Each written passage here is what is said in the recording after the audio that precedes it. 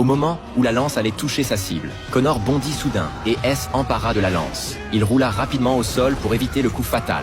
Puis il enfonça la lance dans le ventre du roi scorpion Daemon. En voyant cela, son ennemi afficha un visage déforme par la colère. Selon les règles du duel, celui qui tue le roi scorpion de ses propres mains peut diriger une armée d'1 million d'hommes chacals et conquérir le monde.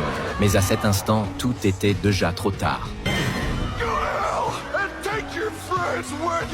Connor donna L ordre sans hésiter. Après cet ordre, le roi scorpion refusa D, accepter sa défaite, et se transforma en une fumée noire qui disparut des millions de soldats chacals. Disparurent également, alors que tout le monde pensait que tout était fini. Le roi scorpion, refusant de retourner en enfer, attaqua une dernière fois avec folie. Son visage entier devint une immense fumée noire, et avec des cris de douleur, il surgit de la pyramide.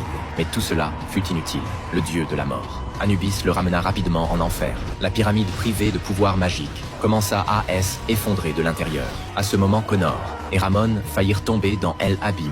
Ils s'accrochèrent de toute leur force au bord de la falaise. Cependant, de innombrables Sam tirèrent leurs chevilles avec une force implacable, essayant de les entraîner en enfer au dernier instant. La femme de Connor courut sans penser au danger au milieu des rochers qui tombaient sans cesse. Elle réussit à ramener Connor en lieu sur Ramon, pensait que sa bien-aimée Ansuna, la femme qui avait traversé les réincarnations, ferait aussi tout pour lui. Il cria avec anxiété, mais Ansuna, elle, abandonna sur place et S enfuit seul. À cet instant, le cœur de Ramon se brisa complètement pour rester avec elle pour toujours.